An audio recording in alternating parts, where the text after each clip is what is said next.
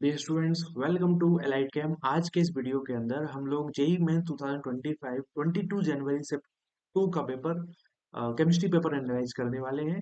अ, और ये जो पेपर है बेसिकली आप बात कर सकते हो कि इजी टू मॉडरेट साइड के अंदर था। ठीक है। कुछ सवाल आपको यहाँ पर ऐसे सवाल हैं कि जो आप डायरेक्टली भी कर सकते हो, कुछ ऐसे सवाल हैं जो आपको अपना कंसेप्ट अप्लाई करना पड़ेगा। देन ओनली यू कैन, मतलब अगर आप अच्छी प्रैक्टिस करके गए हो एग्जाम में तभी वो क्वेश्चन कर सकते हो। तो काफी अच्छा पेपर आप कह सकते हो केमिस्ट्री का। ठीक है, पिछले ईयर से अगर कंपेयर करें 2024 से। ठीक है, 2024 के कंपैरिजन में तो ये पेपर काफी अच्छा है। ठीक है।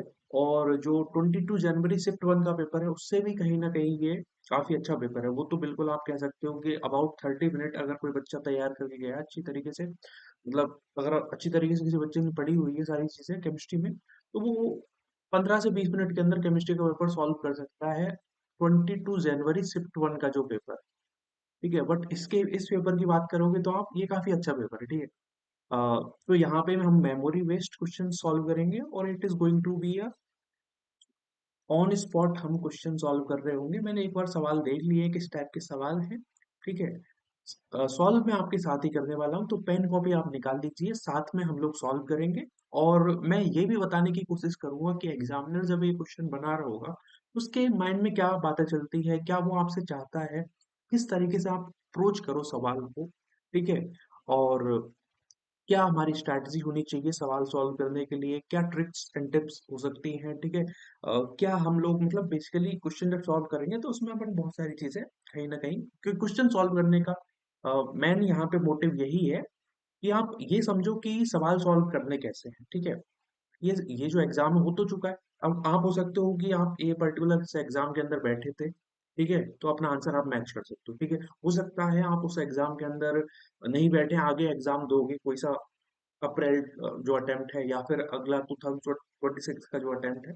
ठीक है, तो आप समझ सकते हो कि केमिस्ट्री में सवाल कैसे पूछे जा रहे हैं इन दीज ईयर्स। ठीक है, 2024-25 के अंदर। तो स्टार्ट करते हैं आज का एक पहला सवाल। ये है टॉलवेन। देखिए, टॉलवेन जब क्रोमिल क्लोराइड CrO2Cl2 के साथ में रिएक्शन करती है in presence of dichloromethane. ठीक है। So this is a very famous step for the formation of a benzaldehyde from the toluene. ये है क्रोमिल क्लोराइड। याद होगा कुछ इस प्रकार से आप यहाँ पर क्या बनाते हो, कॉम्प्लेक्स बनाते हो। ठीक है, जब ये रिएक्शन करता है तो यहाँ पे फॉर्मेशन होता है CHO CrOH Cl2। ठीक है, OCrOH Cl2। जैसे इसका हाइड्रोलाइसिस करते हैं then there is formation of the benzaldehyde. ठीक है, यहाँ पर इस तरीके से बेंजेल्डिहाइड का फॉर्मेशन हो जाता है। अब इसकी रिएक्शन हमने सोडियम बाई सल्फाइड के साथ में कराई है, तो सोडियम बाई सल्फाइड इससे कैसे रिएक्ट कर रहा होगा देखिए जरा। This is benzaldehyde, right, H double bond. जब ये रिएक्शन करता है NaHSO3 के साथ में, ठीक है, तो इसको जरा ऐसे लिख लो जरा। जब हम बॉन्ड तोड़ने की कोशिश करेंगे यहाँ पे होगा क्या, HSO3Na। इस प्रकार से अगर लिख लोगे तो आपके लिए आसानी रहेगी थोड़ी कंपैरेटिवली, है ना। रिएक्शन होगी और यहाँ पर जो H है वो जुड़ जाएगा O माइनस के साथ में, और ये पॉजिटिव के साथ में जो प्लस, बेसिकली माइनस है ये प्लस है, तो रिजल्टेंट रिएक्शन होगी। There is formation of the CH, यहाँ OH लग गया, यहाँ SO3Na जुड़ गया है। क्या ऐसा कोई ऑप्शन हमको दे रखा है? यस, ऐसा कोई ऑप्शन है। This particular option means option second is the right answer. यहाँ पे जो सही आंसर होगा that is going to be the second answer. देखिए, ये जो पर्टिकुलर रिएक्शन है, अपन जब टॉल्विन की रिएक्शन कराते हैं, टॉल्विन से अपन बेंजाइलडिहाइड बनाने की कोशिश करते हैं, तो वहाँ पे टॉल्विन या जो साइड चेन है उससे अपन बना सकते हैं। देखिए, बेंजीन के अंदर साइड चेन है, साइड चेन की रिएक्शन हमने करा दी है CrO2Cl2 यानी क्रोमिल क्लोराइड, तो बीच में एक एडक्ट जैसी कोई चीज बनती है। वो एडक्ट बेसिकली हाइड्रोलाइसिस करने पर बना देती है बेंजाइलडिहाइड। उस बेंजाइलडिहाइड की हमने केमिकल प्रॉपर्टी चेक करी है NaHSO3 के साथ में, तो हमें प्रोडक्ट का फॉर्मेशन हुआ है। ठीक है, तो इस प्रकार से आप इसको सॉल्व कर सकते हैं। ये सवाल आप बात कर सकते हो, this is asked from aldehyde ketone carboxylic acid. ठीक है, ये जो सवाल है वो aldehyde ketone carboxylic acid chapter से पूछा गया है। काफी अच्छा चैप्टर है, अच्छा वेटेज इसका एग्जाम के अंदर होता है। ऑर्गेनिक केमिस्ट्री की जब हम बात करते हैं तो यहाँ से अक्सर सवाल पूछा जाता ही जाता है। ठीक है, हर केमिस्ट्री के एग्जाम में, हर जेई मेंस के आपके अटेम्प्ट में आपको ये यहाँ से सवाल इज 1.25 ग्राम पर ml। Molality of the solution is, molality पूछी गई है, मोलैरिटी दी गई है। ठीक है, मोलैलिटी गिवन है, मोलैलिटी पूछी गई है, और हमको डेंसिटी भी गिवन है। तो अब हम कैसे करें इस सवाल को? इस सवाल को करने के लिए क्या हमारी अप्रोच होनी चाहिए? तो देखिए, एग्जाम में डायरेक्टली आप फॉर्मूला बनाने जाओगे तो हो सकता है आपसे सवाल ना बने। तो इस केस में आपको रिलेशन पता होना चाहिए कि there is relation in between the density and molality. तो वो रिलेशन क्या है? Molality is equal to 3 into 1000, मतलब 1000 m बेसिकली, क्योंकि m यहाँ पे मोलैरिटी 3 दे रखी है, लेकिन हम फॉर्मूले की बात कर रहे हैं, तो that is 1000 into molarity divide by D into 1000 minus molarity into N B. N B क्या है? Molar mass of the animal, ठीक है, या molar mass of the solute.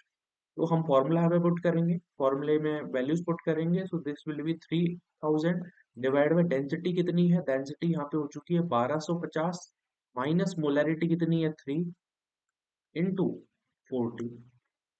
ठीक है, तो इसको जरा हम सॉल्व करके देखते हैं। सॉल्व करोगे तो resultant it will be around 2.65 हमारी यहाँ पे वैल्यू आ जाएगी। ठीक है, उसको अपन सॉल्व कर लेंगे। That is in that case the answer would be 2.65। ठीक है, अराउंड इतना हमारा आंसर आएगा। ठीक है, चलते हैं अगले सवाल की तरफ। अगला सवाल हमसे क्या क्या क्या कह रहा है? हाँ, क्वेश्चन नंबर थर्ड।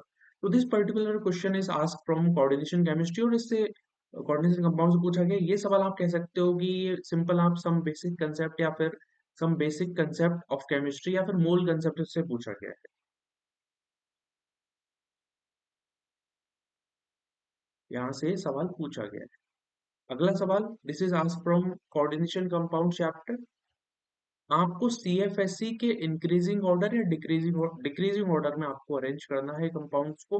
तो कैसे कर रहे होगे? देखिए, सीएफएससी किन किन फैक्टर पे डिपेंड करती है। सबसे पहले तो ये हमको पता होना चाहिए, सीएफएससी 3 फैक्टर पे डिपेंड करती है। पहला फैक्टर है ज्योमेट्री। ठीक है, ज्योमेट्री किस प्रकार से? सबसे ज्यादा जब हम सीएफएससी की बात करते हैं वो होती है स्क्वायर प्लेनर की। हम क्रिस्टल फिल स्प्लिटिंग की टर्म में समझ लेंगे तो सीएफएससी भी उसी टर्म में। ठीक है, delta square planar is greater then delta octahedral is greater then delta tetrahedral. ठीक है, ये कहानी होती है। मतलब सबसे पहले आप, अगर आप ज्योमेट्री देख लोगे, ज्योमेट्री जैसे कोई कॉम्प्लेक्स हमारे पास में स्क्वायर प्लेनर है, ठीक है, और एक हमारे पास में टेट्राहेड्रल कॉम्प्लेक्स है, एक हमारे पास में ऑक्टाहेड्रल कॉम्प्लेक्स है, तो CFSE of the square planar will be highest than the octahedral and tetrahedral. ऐसा होता है। फिर हम दूसरी कंडीशन पे आते हैं, nature of the central atom. ठीक है, nature of central atom. Nature of central atom का क्या मतलब है? एक तो आप इसको ऐसे समझ सकते हो कि जेड फैक्टर या फिर ऑक्सीडेशन स्टेट जिसकी जितनी ज्यादा होगी, कहीं ना कहीं उसका जेड इफेक्टिव अगर ज्यादा है तो सीएफएससी भी उसकी ज्यादा होगी। अगर हम ऐसे कंपेयर कर रहे हैं कि हमारे पास में 3D का एलिमेंट है, 4D का एलिमेंट है और 5D का एलिमेंट है, तो सबसे ज्यादा सीएफएससी होगी 5D वाले की, फिर होती है 4D वाले की, और फिर होती है 3D। ठीक है, तीसरा केस है nature of the ligand. Nature of the ligand के लिए पूरे एक सीरीज है, ठीक है, स्पेक्ट्रोकेमिकल सीरीज। उसके थ्रू हम सीएफएसई को अरेंज कर सकते हैं। ठीक है, तो अब सवाल को हम करने की कोशिश करते हैं। सबसे पहला कॉम्प्लेक्स, ठीक है, this is CuNH3 whole 4 2 plus. So is this a tetrahedral complex और is this a square planar complex? जल्दी से कमेंट सेक्शन में बताइए जरा। ठीक है, तो आप लोग बोलेंगे कि this particular complex is square planar. नहीं, स्क्वायर प्लेनर नहीं होता ये। क्या होता है फिर? This is tetrahedral complex. ठीक है, बाकी के तीनों कॉम्प्लेक्स तो ऑक्टाहेड्रल की कैटेगरी में आ जाएंगे। देखिए, कोऑर्डिनेशन नंबर 6 है, मोनोडेंटेट लिगेंड है, यहाँ पर बाइडेंटेट लिगेंड है, और 3 से अटैच्ड है, EN3, मतलब ये भी कोऑर्डिनेशन जो कॉम्प्लेक्स है दैट इज ऑक्टाहेड्रल। अब यहाँ पे आप अप्रोच कैसे करोगे? तो आप टेट्राहेड्रल की सबसे कम हो जाएगी, मतलब फर्स्ट तो सबसे लास्ट में आ गया, क्योंकि आप देख सकते हो इस प्रकार से रिलेशन है। ठीक है, ये रिलेशन भी आप लोगों ने सुना होगा, delta octahedral is equal to 9/4 delta T. या फिर इसको ऐसे भी आप लोग लिखते हो delta T is equal to 4/9 delta of tetrahedral. ठीक है, ऐसे भी ये लिखा जाता है।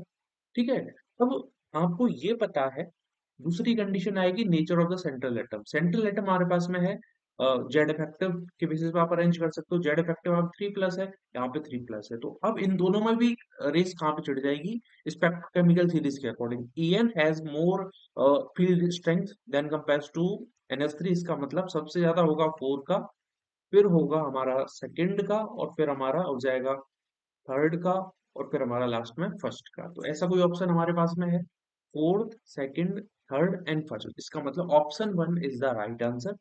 अगला सवाल हम लोग देख रहे हैं, आपको अरेंज करना है कॉम्प्लेक्सेस को स्टेबिलिटी ऑफ कार्बोकेटाइन के बेसिस पे। ये सवाल आप कह सकते हो जीओसी से पूछा गया है। ठीक है, इस पर्टिकुलर सवाल के अंदर कार्बोकेटाइन की स्टेबिलिटी हम लोगों को बतानी है। देखो, स्टेबिलिटी ऑफ कार्बोकेटाइन को अरेंज करने का एक पूरा ऑर्डर होता है। ठीक है, अगर मैं आपको रिकॉल कराऊं तो एक ऑर्डर मैंने आपको काफी बार बताया होगा कि सबसे ज्यादा एरोमेटिक कार्बोकेटाइन स्टेबल होता है, उसके बाद में मिसलेनियस कार्बोकेटाइन होता है,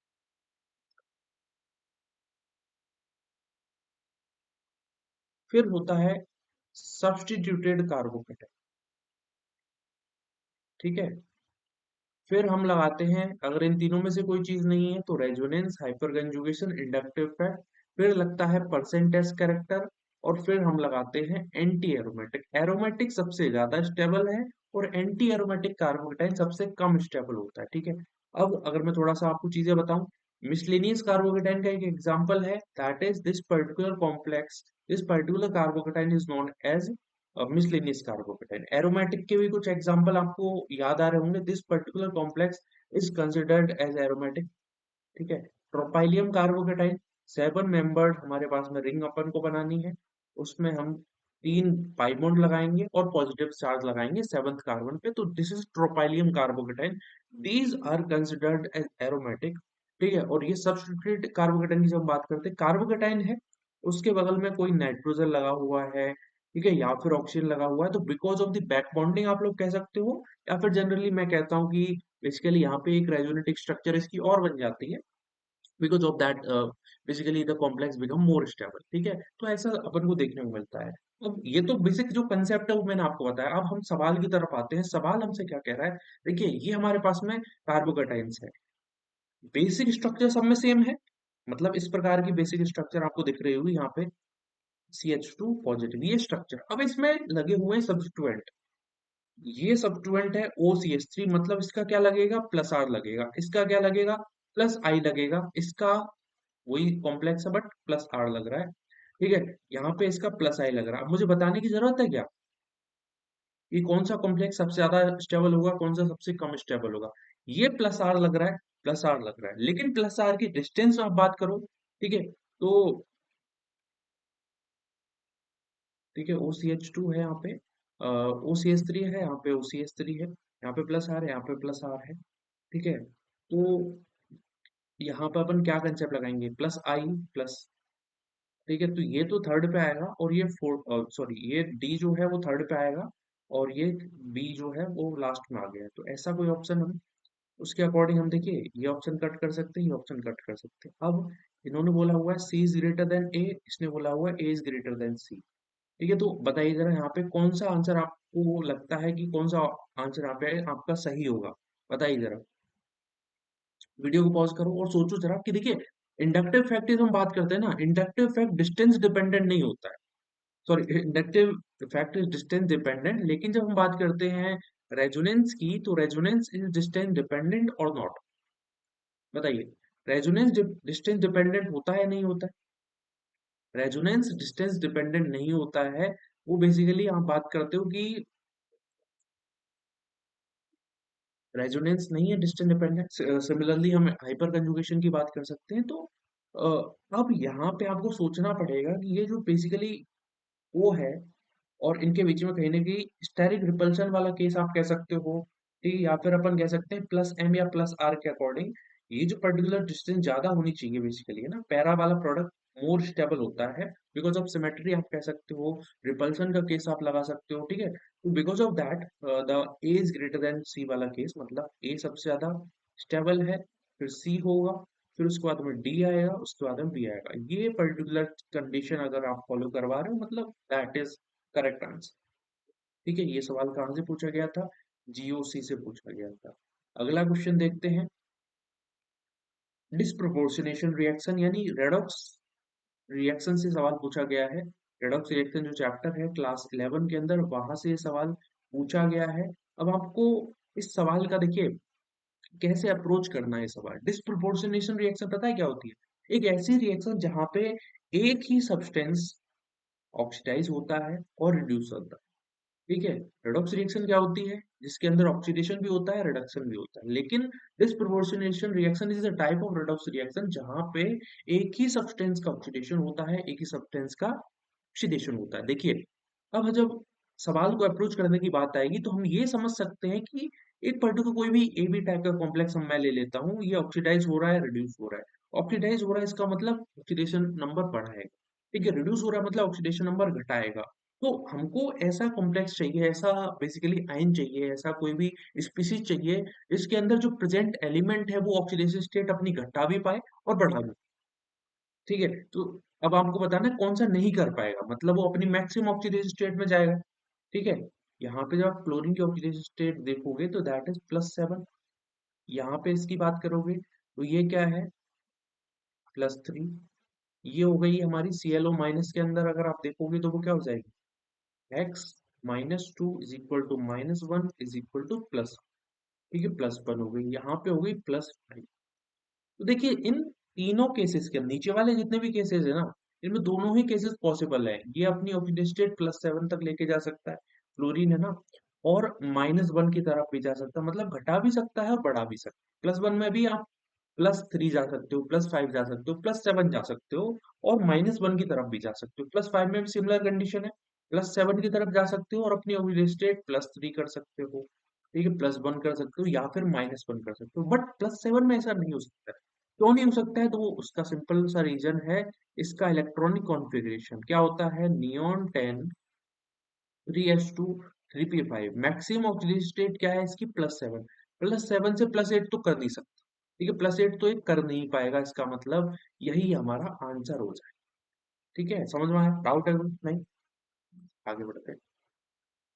NF3CHCl3H2S HBr डाइपोल मोमेंट, यानी बेसिकली सवाल आप कह सकते हो this is ask from chemical bonding chapter. वहां से सवाल पूछा गया है। कैसे इसको अप्रोच कर रहे होंगे आप लोग? डाइपोल मोमेंट का ऑर्डर बताना है आपको। देखिए, डाइपोल मोमेंट किन किन फैक्टर पे डिपेंड करता है। ठीक है, और अपन किस तरीके से सवाल को अप्रोच करेंगे। देखिए, CHCl3 है, H2S है, HBr है और NF3 है। सवाल CHCl3 जब आप स्ट्रक्चर बनाओगे तो क्या होगा? कुछ इस प्रकार से स्ट्रक्चर बनेगी। यहाँ पे हाइड्रो टेट्राहेड्रल स्ट्रक्चर है ना, फ्लोरीन क्लोरीन क्लोरीन। ठीक है, H2S में क्या होगा? सल्फर, हाइड्रोजन हाइड्रोजन, ये दो लोन पेयर इस प्रकार से। ठीक है, HBr में तो कोई आप इस प्रकार से बॉन्ड बना और प्लस से माइनस की तरफ आपने डायरेक्शन दिखा दी। NF3 में क्या होगा? ये इस तरीके से हम लोगों ने स्ट्रक्चर अभी बना दी। अब सवाल को करने की कोशिश करते हैं। पॉजिटिव से नेगेटिव की तरफ आपको डायरेक्शन बतानी है, पॉजिटिव से नेगेटिव की तरफ आप लोग डायरेक्शन बताओगे। ठीक है, पॉजिटिव से नेगेटिव की तरफ आप लोग डायरेक्शन बताओगे। क्या दिक्कत आ रही है भाई? पॉजिटिव से नेगेटिव की तरफ आप लोग डायरेक्शन बताओगे। तो कहीं ना कहीं ये जो मॉलिक्यूल है इसके अंदर डायरेक्शन आपको एक ही तरफ मिल रही है बेसिकली। क्या हो गया?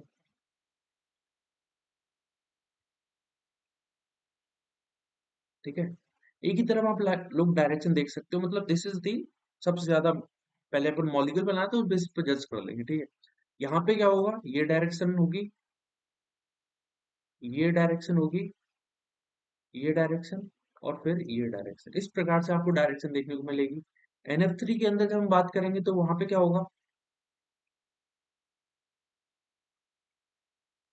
एक लॉन पेयर भी है कहीं ना कहीं, यहाँ पे देखो।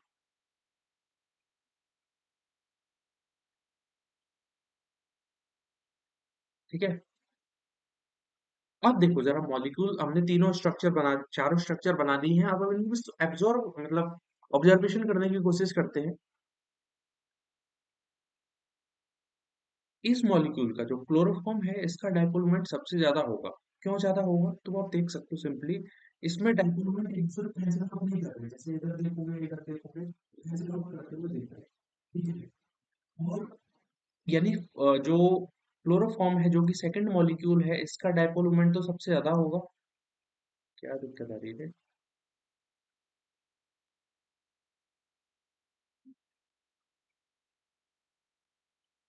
ठीक है। उसके बाद में हमारा मॉलिक्यूल होगा थर्ड।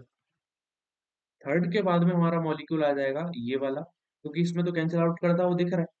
ठीक है, which is fourth, and then हमारा फर्स्ट। ठीक है, तो ऐसा कोई ऑप्शन अगर आपको मिल रहा है, मतलब दैट इज करेक्ट। ठीक है, इसके अलावा कुछ है तो कहीं ना कहीं उसमें गड़बड़ है, यानी third is the right answer. कोई डाउट है? नहीं होना चाहिए। सिंपल, आप मॉलिक्यूल की स्ट्रक्चर बनाओगे, डायरेक्शन डिसाइड करोगे, सवाल आपका बन जाएगा। देखिए, एक रिलेशन आप ऐसे भी समझ सकते हो कि जो डाइपोल मोमेंट होता है ना, उसका रिलेशन थीटा के साथ में होता है। मतलब थीटा की वैल्यू जितनी कम होगी, उतना ही डाइपोल मोमेंट ज्यादा होता है। इन दोनों में आप कैसे बोलोगे? ठीक है, इन दोनों में आप इस वजह से जज कर सकते हो कि देखिए, यहाँ पे जो डाइपोल मोमेंट, यहाँ पे जो एंगल है और यहाँ पे जो एंगल है, ये कहीं ना कहीं आप बात कर सकते हो लेस देन 0.95 डिग्री। ये भी लेस देन है, लेकिन जब कंपेयर करोगे ना, तो ये कंपैरेटिवली कम होगा इसकी तुलना में। ठीक है, इस वजह से इसका डाइपोल मोमेंट NF3 से ज्यादा। समझ में आया? तो that is actually the approach जो हमने यहाँ पे लगाई है। Given below the R2 statement, Hessian test is used for the detection of nitrogen, phosphorus, sulfur and halogen. ठीक है, लेसाने extract is made with the magnesium metal. नहीं, जो लेसाने एक्सट्रैक्ट होता है that is made with the help of the sodium metal. ठीक है, तो ऊपर का स्टेटमेंट तो सही है, लेकिन नीचे वाला स्टेटमेंट यहाँ पे गलत है। इसका मतलब हमारा जो सही आंसर है वो क्या हो जाएगा यहाँ पे? स्टेटमेंट फर्स्ट तो सही है, लेकिन स्टेटमेंट थर्ड यहाँ पे, स्टेटमेंट सेकंड इज रॉन्ग। तो ऑप्शन 3 यहाँ पे सही होगा। समझ में आया? Which one has two secondary hydrogen atoms. ठीक है, तो अब इसको अप्रोच कर। अब देखो, सेकेंडरी हाइड्रोजन मतलब आपको सेकेंडरी कार्बन ढूंढना है और उस पे अपन हाइड्रोजन काउंट करेंगे। समझ में आया? ये अप्रोच रहेगी। अब सबसे पहला मॉलिक्यूल हम लोगों ने बनाया, विच इज वन हेप्टेन। आप बनाओ, कोई साइक्लोहेप्टेन नहीं है, सिंपल हेप्टेन है। 1 2 3 4 5 6 एंड 7, तो दिस इज हेप्टेन। 1 2 3 4 5 6 7। टू पे क्या लगाया है? दो मिथाइल ग्रुप लगा दिए। इस प्रकार से दो मिथाइल ग्रुप हम लोगों ने ये लगा दिया, ये लगा दिया। ठीक है, 4 पे, इस पे भी मिथाइल ग्रुप लग गया, इस पर भी मिथाइल ग्रुप लग गया। अब देखो जरा, हाइड्रोजन एटम काउंट करना स्टार्ट करते हैं। कैसे काउंट करेंगे? तो 2 डिग्री हाइड्रोजन, 2 डिग्री आपको कार्बन ढूंढना है। ये कार्बन जो है वो 4 डिग्री है, 4 कार्बन एटम से अटैच्ड है ना, इस वजह से ये 4 डिग्री हुआ। लेकिन जब इस कार्बन की बात करोगे, it is 2 degree, this is also 2 degree and this is also 2 degree. और एक कार्बन पे दो हाइड्रोजन आप लोगों को दिख रहे होंगे, क्योंकि 4 वैलेंसी होती है ना कार्बन की। तो यहाँ पे दो हाइड्रोजन है, यहाँ पर भी दो हाइड्रोजन है, यहाँ पर भी दो हाइड्रोजन है। इसका मतलब अगर आप बात करोगे यहाँ पे 2 डिग्री हाइड्रोजन की, तो दैट विल बी 6। यानी ऑप्शन नहीं है सही है। चलते हैं दूसरी स्ट्रक्चर बनाते हैं। 2 2 3 4 टेट्रा मिथाइल हेप्टेन, मतलब वही सेम स्ट्रक्चर है। इसमें अब की बार क्या किया है? दो पर मिथाइल लगाए हैं, तो थर्ड पे एक मिथाइल लगा दिया है, फोर्थ कार्बन पे एक मिथाइल लगा दिया है। तो इसमें देखिए जरा, जो थर्ड कार्बन अभी 2 डिग्री था वो नहीं हो पाएगा, क्योंकि अब वो 3 डिग्री हो चुका है। इस कार्बन की बात करोगे तो this is still 2 degree, this is also 2 degree. ये कार्बन एटम 1 डिग्री है, ये कार्बन एटम 1 डिग्री है, ये कार्बन एटम 4 डिग्री है, ये कार्बन एटम 3 डिग्री है, और ये कार्बन भी 3 डिग्री है। हमको मतलब है इन 2 डिग्री से कितने हाइड्रोजन हो जाएंगे? 4। मतलब ये भी हमारा ऑप्शन सही नहीं है। चलते हैं अगले क्वेश्चन की तरफ, मतलब अगला ऑप्शन की तरफ। This is actually octane, right?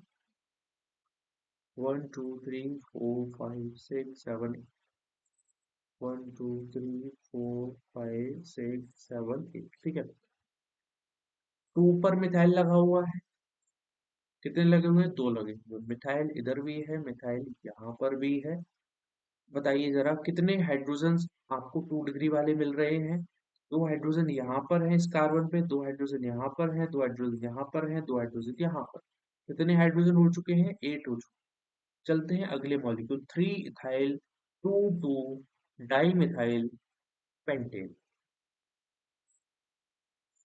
Right, 1 2 3 4 5। 3 पर इथाइल लगा दिया हमने, ठीक है।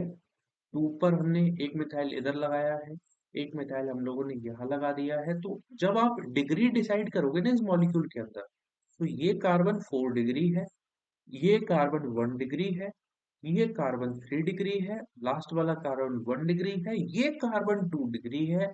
और इस कार्बन पे 2 हाइड्रोजन इस प्रकार से आपको लगे हुए नहीं चाहिए। इसका मतलब सही आंसर हमारा हो जाएगा 4, क्योंकि इस पे 2 सेकेंडरी हाइड्रोजन आपको ढूंढने थे जो कि मिल चुके हैं। अगला सवाल, ये आप सिंपली कह सकते हो, this is asked from hydrocarbon chapter. Secondary butyl cyclohexane when react with Br2 in presence of sunlight produce। क्या बोल रहे हैं? Secondary butyl cyclohexane. सबसे पहले तो साइक्लोहेक्सेन बना लेते हैं हम लोग, बना लिया। सेकेंडरी ब्यूटाइल है, सेकेंडरी ब्यूटाइल जुड़ा हुआ है इससे। सेकेंडरी ब्यूटाइल बोल रहे हैं, टर्सरी ब्यूटाइल मैंने जोड़ दिया, ठीक है। This is actually secondary butyl 1 2 3, ठीक है। ये सेकेंडरी ब्यूटाइल हो चुका है। जब ये रिएक्शन करेगा ना Br2 के साथ में इन प्रेजेंस ऑफ सनलाइट, तो क्या होगा? किस प्रोडक्ट का फॉर्मेशन यहाँ पे हो सकता है? बताइए जरा, what product can be formed in this particular case? क्या ये प्रोडक्ट बनेगा? क्या ये प्रोडक्ट बनेगा? क्या ये प्रोडक्ट बन सकता है? ठीक है। और क्या ये प्रोडक्ट, तो बेसिकली सेकेंडरी बनने के चांसेस है। सेकंड जब आप रिएक्ट करवाओगे तो ब्रोमीन यहाँ पे जुड़ जाएगा बेसिकली।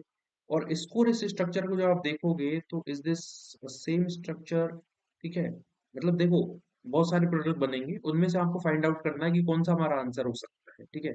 यहाँ पे भी अटैच हो सकता है, यहाँ पे भी अटैच हो सकता है, ठीक है। तो अगर मैं यहाँ पे अटैच कर रहा हूँ ना, तो देख सकते हो इन दिस पर्टिकुलर केस कितने कार्बन है? 1 2 3 और 4। यहाँ पे भी 1 2 पे ब्रोमीन जुड़ गया है, थर्ड देखो, 1 2 3 एंड 4। 1 1 2 3, 1 2 3, ये नहीं हो रहा, ठीक है। अगर मैं इस स्ट्रक्चर की बात कर रहा हूँ, 1 2 3 एंड 4, 1 2 3। बताइए जरा क्या सही आंसर हमारा यहाँ पे होने वाला है? कौन सा आंसर हमारा सही होगा? बताइए। अगर मैं इस स्ट्रक्चर की बात करता हूँ, बेसिकली 1 2 3 और 4, तो ये जो स्ट्रक्चर है कहीं ना कहीं इससे सिमिलैरिटी रख रही है ना। देखो, अगर मैं इसको ऐसे बना दे रहा हूँ, देखिए इस कार्बन पे है, this is are secondary butyl, ठीक है, साइक्लोहेक्सेन। जब हमारा ब्रोमीन आके जुड़ेगा ना, तो यहाँ से हाइड्रोजन रिमूव करेगा और ब्रोमीन यहाँ पे आके जुड़ेगा, तो दिस इज द आंसर, ठीक है। ये आंसर हमारा हो जाएगा।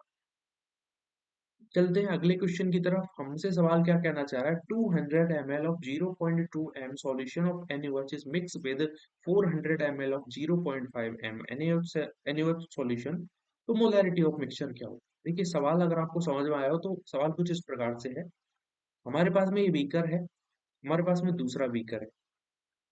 इसमें क्या किया है? मिक्सिंग करी है। इस बीकर का मान लो वॉल्यूम 200 ml था, दोनों के अंदर ही क्या भरा हुआ है? NaOH भरा हुआ है। इसकी मोलैरिटी थी 0.2 m और इसकी मोलैरिटी थी 0.5 m, ठीक है। और इसको हमने मिक्स कर दिया बड़े वाले बीकर के अंदर, तो रिजल्टेंट क्या हुआ? वॉल्यूम तो हो जाएगा 600 ml इसका, ठीक है। और मोलैरिटी आपको आइडेंटिफाई करनी है, तो इसके लिए फॉर्मूला याद होगा आप लोगों को। Formula in case of mixing, अगर हम मोलैरिटी डिसाइड करते हैं, that is equal to M1V1 plus M2V2 divide by V1 plus V2। तो ये कितना हो जाएगा? M1 हमको दे रखा है 0.2 इंटू 200 ml प्लस M2 हमको गिवन है 0.5 into 400 ml divide by 600 ml। सो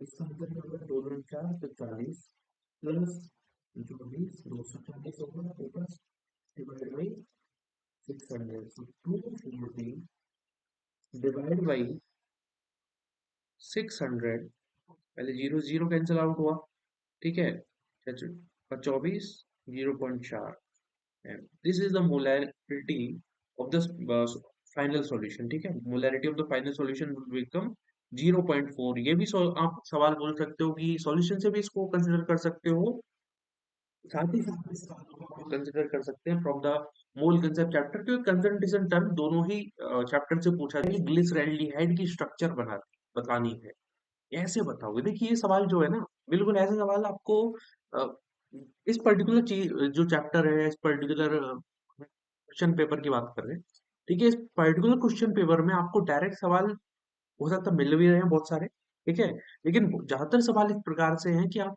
पढ़ोगे सवाल को, आपको डायरेक्ट टिक करने का मन नहीं करेगा, क्यों? क्योंकि थोड़ा सोचने का आपको सोचना पड़ेगा, क्योंकि सवाल इस प्रकार से है। एल ग्लिसरॉल्डिहाइड की जब स्ट्रक्चर की हम बात करते हैं ना, क्या स्ट्रक्चर होती है, सीएचओ ग्रुप, 3 कार्बन का बेसिकली आप बात करते हो एल्डिहाइड होता है ये, 3 कार्बन का कार्बोहाइड्रेट है।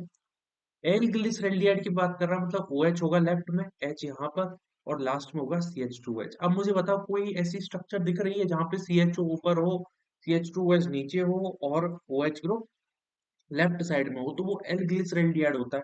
अब सवाल आप देखोगे, ओ एच राइट में है, सी एच ओ ऊपर है, सी एच टू एच, ये डी ग्लिसरॉल्डिहाइड है, मतलब गलत है। अब इस पर्टिकुलर स्ट्रक्चर में क्या होगा, जब हम इस मॉलिक्यूल को इस प्रकार से रोटेट करेंगे, तो ये बनेगा कुछ इस प्रकार से, सी एच ओ ऊपर गया, जो लेफ्ट साइड में ओएच था वो राइट साइड में चला जाएगा, एच यहाँ पर होगा, और C H two O H नीचे चला गया, तो ये बेसिकली ये भी डी ग्लिसरॉल्डिहाइड बना है, ये भी गलत है। इस सवाल को जो आप देखोगे, इसको हमने रोटेट किया, क्या बना, सी एच ओ चला गया है ऊपर, देखो इस प्रकार से है। अगर मैं बात कर रहा हूँ, ये हमारा मॉलिक्यूल है, ठीक, कोई मॉलिक्यूल है, जब मैं इसको 180 डिग्री एंगल पर रोटेट करूंगा ना, इस प्रकार से, तो क्या होगा, जो चीज इधर लेफ्ट में लगी हुई है और जो चीज इधर राइट में लगी हुई है, जैसे मैं इसको रोटेट करूंगा, तो क्या होगा, इस प्रकार से, तो राइट में जो OH ग्रुप लगा हुआ था पहले, अब वो लेफ्ट में चला गया, इसका मतलब क्या बना यहाँ पे, OH इधर गया है, H यहाँ पर गया है, और CH2OH, तो ये जो स्ट्रक्चर है किसकी है, डिग्लिसरॉल्डिहाइड की है, मतलब ऑप्शन हमारा थर्ड यहाँ पे सही होगा। इसको भी आप चेक कर सकते हो, ये स्ट्रक्चर कैसे बनेगी। सबसे पहले तो आपको इसमें दो चेंजेस करने पड़ेंगे, और चेंजेस अलाउड होते हैं, आइडेंटिकल स्ट्रक्चर मिलती है, तो उसके केस में सबसे पहले तो आपने क्या किया, दो चेंजेस किए, एक चेंजेस यहाँ पर, फिर एक चेंज इधर है, तो रिजल्टेंट स्ट्रक्चर बनेगी ये इस प्रकार से, O H H C H two O H and C H O. फिर इसको जब रोटेट करोगे 180 डिग्री एंगल पे, तो बनेगा यहाँ पे C H O C H two O H O H H, so this is also D glyceraldehyde, केवल ये थर्ड वाली स्ट्रक्चर है which is of the L glyceraldehyde, option third is the right answer here. चलते हैं अगले question की तरफ। Identify the extensive and intensive property. देखिए दो तरीके की प्रॉपर्टी होती है, एक एक्सटेंसिव प्रॉपर्टी होती है, एक इंटेंसिव प्रॉपर्टी होती है। जब भी हम बात करते हैं एक्सटेंसिव प्रॉपर्टी की, तो वो अमाउंट के डिपेंडेंट होती है, अमाउंट पे डिपेंड करती है, अमाउंट के रेस्पेक्ट में वो डिपेंडेंट होती है। जैसे कि आप लोग बात कर सकते हो नंबर ऑफ मोल्स की, जैसे आप बात कर सकते हो मास की, जैसे आप इंटरनल एनर्जी की बात कर सकते हो, आप एच की बात कर सकते हो, एंथैल्पी की, आप एंट्रोपी की बात कर सकते हो। जब हम इंटेंसिव प्रॉपर्टी की बात करते हैं ना, intensive property are those property जहां पे वो अमाउंट या फिर साइज ऑफ द सब्सटेंस के इंडिपेंडेंट होती है, उन पर डिपेंड नहीं कर रही होती है, ठीक है जी। जैसे प्रेशर, जैसे कि टेम्परेचर, जैसे कि कंसंट्रेशन, जैसे कि डेंसिटी, और भी जितनी molar extinction coefficient, molar volume, ठीक है, मोलर एंट्रोपी, ये सारी प्रॉपर्टी आप कह सकते हो these comes in the category of the intensive property, यानी कि हम ये सब समझ सकते हैं कि इंटेंसिव हो जाएगी। मास वॉल्यूम कंडक्टिविटी, ये क्या है, इंटेंसिव प्रॉपर्टी गलत है भाई, ये सब क्या है, एक्सटेंसिव प्रॉपर्टी। मास, टेम्परेचर, हीट, वॉल्यूम। मास तो ठीक है, हीट भी ठीक है, वॉल्यूम भी ठीक है, लेकिन ये टेम्परेचर इधर क्या कर रहा है, ये तो इंटेंसिव प्रॉपर्टी थी। इसका मतलब ये भी गलत हो गया। मास, वॉल्यूम, इंटरनल एनर्जी। मास, वॉल्यूम, इंटरनल एनर्जी बिल्कुल सही है। Density, temperature, moles. मोल्स नहीं होने चाहिए थे इंटेंसिव में, और इंटरनल एनर्जी भी नहीं होनी चाहिए, मतलब ये भी गलत हो गया। यानी option third is the right answer. ठीक है। ये कहाँ से पूछा गया है? It is asked from thermodynamics chapter of the physical chemistry. Right. चलते हैं अगले क्वेश्चन की तरफ। Among group 15 element, what is the maximum covalency of an element having weakest PE bond? देखिए, जैसे नाइट्रोजन नाइट्रोजन के बीच में आप बॉन्ड बनाओ, न्यूजीलैंड, पाकिस्तान, ऑस्ट्रेलिया, सब भी का यही तो ट्रिक होती है। Nitrogen, Pakistan, Australia, antimony, bismuth. ठीक है। आप पूछ रहे हैं वीकेस्ट बॉन्ड की जब बात करोगे, तो सबसे वीकेस्ट बॉन्ड, बिस्मथ बेसिकली इस कैटेगरी में अपन नहीं रख रहे हैं। जब वीकेस्ट बॉन्ड की जब बात कर रहे हैं ना, तो एंटीमनी एंटीमनी होता है वो। फॉस्फोरस फॉस्फोरस, आर्सेनिक आर्सेनिक, और antimony antimony, this is the weakest bond. और जब इसकी अपन मैक्सिमम कोवेलेंसी की बात करोगे ना, दैट इज 5। थोड़ा थ्योरेटिकल क्वेश्चन है, ग्रुप 15 का एलिमेंट से पूछा गया है, तो अपन को थोड़ा सा आप अप्रोच भी कर सकते हो, थोड़ा समझ भी सकते हो कि 3 नहीं होती है, मैक्सिमम कोवेलेंसी इसकी 5 ही होती है। ठीक है। ओके, आगे से चलते हैं। What is the relation between Ksp and solubility? Solubility product और सॉल्युबिलिटी ऑफ जिरकोनियम फॉस्फेट के सॉल्युबिलिटी और सॉल्युबिलिटी प्रोडक्ट में क्या रिलेशन होता है? देखिए, जब भी हम सॉल्युबिलिटी और सॉल्युबिलिटी प्रोडक्ट में रिलेशन निकालना चाहते हैं, तो वो किस प्रकार से होता है? मान लो हमारे पास में एक AXBY टाइप का मॉलिक्यूल गिवन है। Solubility product KSP is equal to x की पावर x, y की पावर y, और s की पावर x प्लस वाई। ये फॉर्मूला होता है, ये हम अप्लाई करेंगे। यहाँ पर x की वैल्यू 3 है और y की वैल्यू 4 है, तो कैसे निकालें? निकाल के भी बता देते हैं। तो KSP इज इक्वल टू 3 की पावर 3 इंटू 4 की पावर 4 इंटू s की power 3 plus 4। Okay, so KSP is equal to, ये कितना हो गया? 3 तिया 9, 9 तिया 27, इंटू 4 चौका 16, 16 चौका 64, 64 इंटू 4। ठीक है। इंटू s की पावर 7। तो ये रिलेशन बेसिकली निकल के आएगा। अब देखो, 64 इंटू 4 करोगे, इंटू 27 करोगे, तो ये वैल्यू तो आ ही नहीं सकती ना, ये तो सिंपल से कॉमन सेंस है, ये आ ही नहीं सकती। तो 6912 ही आ रहा होगा कहीं ना कहीं, थोड़ा कॉमन सेंस लगाओगे तो इतना तो एग्जामिनर पर भरोसा अपन कर सकते हैं। इतना भी कोई दिक्कत की बात नहीं है, कर सकते हैं एग्जामिनर पर भरोसा। तो ये हो जाएगा s की पावर 7। तो इसको जब सॉल्व करोगे, तो क्या हम इसको ऐसे नहीं लिख सकते हैं? s की power 7 is equal to KSP divide by 600, 6912, s is equal to KSP divide by 600, 6912 की पावर 1/2, यानी कि option 1 is the right answer. ठीक है। अगला क्वेश्चन देखते हैं। अगला क्वेश्चन कैसे हम लोग सॉल्व कर रहे होंगे? बहुत इजी सा मुझे लग रहा है, इजी सा प्रतीत हो रहा है, क्या एक्चुअल में इजी है? ये तो डायरेक्टली आप कह सकते हो CP के बराबर है। ये जो चीज है du डिवाइड बाई dt, ये हो जाएगी डायरेक्टली इस चीज के बराबर। तो इसी के अकॉर्डिंग अपना आंसर आ जाना चाहिए। ये भी थर्मोडायनेमिक्स से पूछा गया है। ए का पी, ए का पी और सी का क्यू। ठीक है, तो ये ऑप्शन कट हो गया, ये ऑप्शन भी कट हो गया। ए का पी यहाँ पर है, सी का क्यू, तो ये इस वजह से कट हो गया क्योंकि सी का आप लोगों ने यहाँ पे आर कर रखा है, जो कि नहीं, क्यू है। अब delta G divide by delta P, ये किस चीज के बराबर होता है?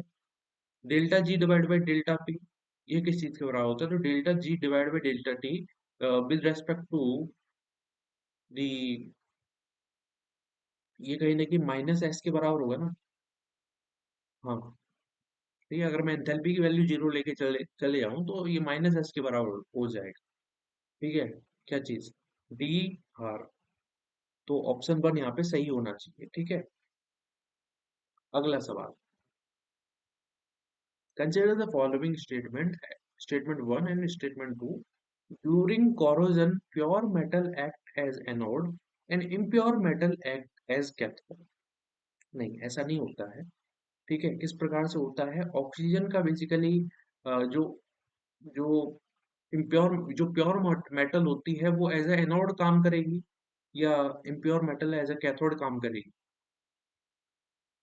देखिए, ऐसा नहीं होता है। जब कोरोजन होता है बेसिकली अपन, जो आयरन है वो रिएक्ट करता है O2 के साथ में, और ये क्या बनाता है, ठीक है, Fe2O3। मतलब अगर मैं सिंपल रिएक्शन की बात कर रहा हूँ तो इस प्रकार से होती है, लेकिन हम पूरी रिएक्शन जब आप लिखते हो ना तो एनोड पे होता है O2 प्लस 4H प्लस, तो प्लस इलेक्ट्रॉन्स, कहीं ना कहीं इस प्रकार से रिएक्शन आपको देखने को मिलती है। तो ये स्टेटमेंट इस वजह से गलत हो जाता है क्योंकि ऐसा नहीं है, ऐसा नहीं होता है। प्योर मेटल एनोड की तरह बिहेव नहीं करता है, ठीक है। और rate of corrosion is more in alkaline medium than acidic medium, यानी दोनों स्टेटमेंट कहीं ना कहीं गलत है। यानी स्टेटमेंट सेकंड भी गलत है, स्टेटमेंट वन भी गलत है, ऑप्शन टू इज राइट। ठीक है। अब यहाँ से स्टार्ट हो रहे हैं हमारे न्यूमेरिकल आंसर टाइप क्वेश्चंस।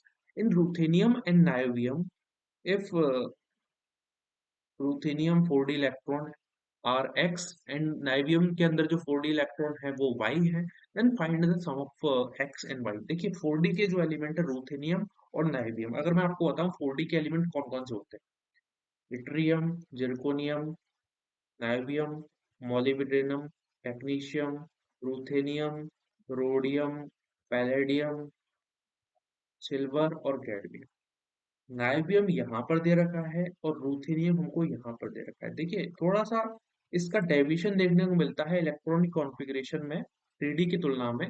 होना चाहिए था यहाँ पे 4d3 5s2, लेकिन होता क्या है यहाँ पे 4d4 5s1। ठीक है, ये 1 2 3 4 5 6, इसका भी कहीं ना कहीं डेविएशन है। यहाँ पे होना चाहिए था 4d6 5s2, लेकिन होता है 4d7 5s1। इस प्रकार से हम लोग याद रखते हैं। डी में इलेक्ट्रॉन इसमें 4 है, इसमें 7 है, तो x प्लस वाई का जो आंसर आएगा that will be equal to 11। ठीक है, तो यहाँ पे जो आंसर होगा x प्लस वाई का जो सम है that is 11 electron in the 4d सब सेल। हो गया सवाल। ये सवाल है, Na plus DMG dimethylglyoximate plus complex, मतलब ये एक कॉम्प्लेक्स बन रहा है NiDMG। ये जब रिएक्ट करता है तो यहाँ पे ग्रीन कॉम्प्लेक्स बनता है NiDMG होल ट्वाइस। आपको बताना है how many hydrogen bonds are present in the molecule. ठीक है, सबसे पहले तो तुमको ये पता होना चाहिए डीएमजी क्या होता है। डीएमजी होता ही है डाई मिथाइल। ये है डाई मिथाइल, इस प्रकार से आप डाई मिथाइल लगा दिया।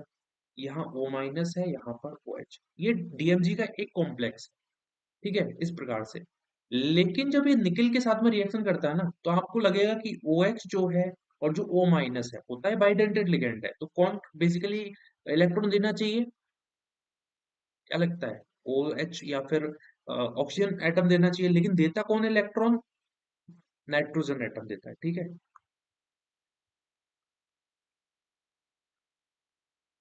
तो मैं आपको बता देता हूँ किस प्रकार से कॉम्प्लेक्स बनता है, उस बेसिस पे आप बता सकते हो कि यहाँ पे कितने हाइड्रोजन बॉन्ड पॉसिबल है।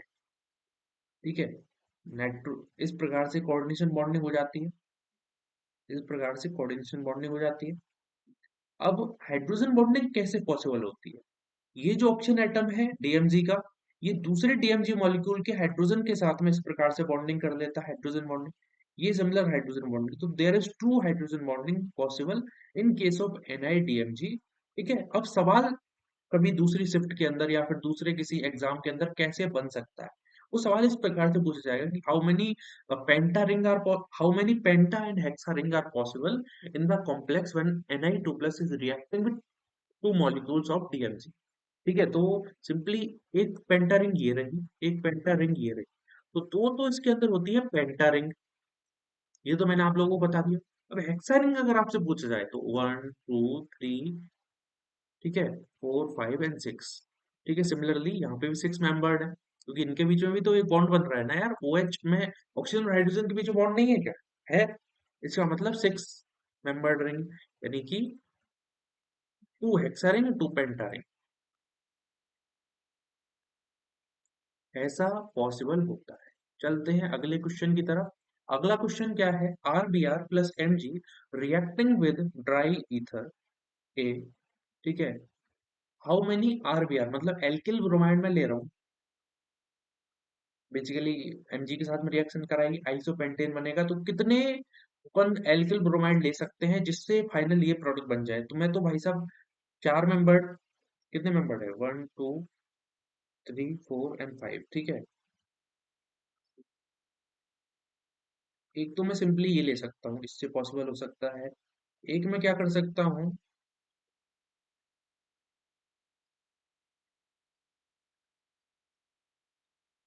टोटल कितने कॉम्प्लेक्स, आप भी बना के देखिए कितने कॉम्प्लेक्स यहाँ पे बन सकते हैं जिनसे इस प्रकार का आरबीआर मतलब एल्किल ब्रोमाइड के कितने कॉम्प्लेक्स बेसिकली लिए जा सकते हैं, ठीक है, वो हमको यहाँ पे बताना है। देखिए कैसे कैसे हम रिएक्शन करवा सकते हैं, इसकी अप्रोच क्या होनी चाहिए। तुम अगर प्रोडक्ट के बेसिस पे देखोगे ना तो क्या हो सकता है, मैं ब्रोमीन यहाँ पे अटैच कर दूं तब पॉसिबल है, मतलब एक एल्किल ब्रोमाइड ऐसा हो, एक एल्किल ब्रोमाइड ऐसा हो जहां पर ब्रोमीन यहाँ पे जुड़ा हुआ हो, एक एल्किल ब्रोमाइड ऐसा हो जहां पर ब्रोमीन यहाँ जुड़ा हो, एक एल्किल ब्रोमाइड ऐसा हो जहां पर ब्रोमीन यहाँ जुड़ा हो, और ये वाला कहीं ना कहीं आप कह सकते हो कि देयर इज पॉसिबिलिटी लाइक 4 आप एल्किल ब्रोमाइड ले सकते हो जिनसे प्रोडक्ट फॉर्म हो जाएगा। देखिए एल्किल ब्रोमाइड आप यहाँ जोड़ो, ये वाला केस, और एल्किल ब्रोमाइड यहाँ जोड़ो, दोनों एक ही बात है ना। तो टोटल 4 ही पॉसिबिलिटी है जहां पे ये पर्टिकुलर आइसोपेंटेन बन सकता है, ठीक है।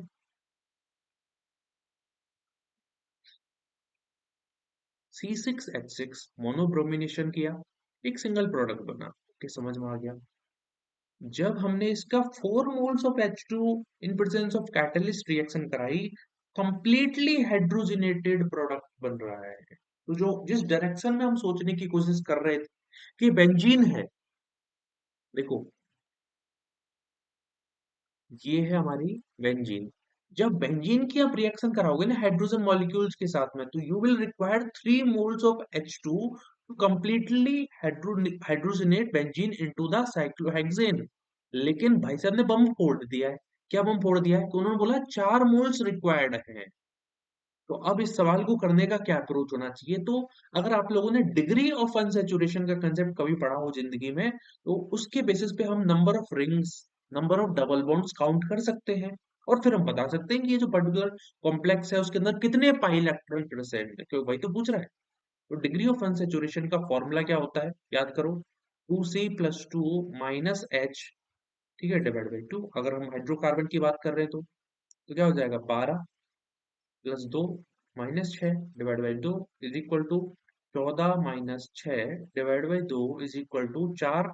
मतलब इसके अंदर 4 पाई बॉन्ड हो सकते हैं, रिंग तो नहीं है, ठीक है। रिंग अगर हम बात करेंगे ना, तो रिंग के अंदर हम कैसे पॉसिबिलिटी बता सकते हैं कि देखिए बेंजीन के अंदर ये पॉसिबिलिटी थी कि उसके अंदर 3 रिंग थी, और एक उसके अंदर सॉरी 3 डबल बॉन्ड थे, एक रिंग थी, ये पॉसिबिलिटी उसके अंदर थी।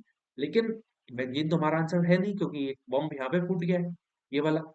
4 मोल्स उसके अंदर हाइड्रोजनेशन कर 4 मोल्स ऑफ H2 के साथ में रिएक्शन कराने पर वो कम्प्लीटली हाइड्रोजनेट हो गया। तो अगर मैं इसको एलिफेटिक कंपाउंड की तरह ट्रीट करूं, तब ये पॉसिबिलिटी है।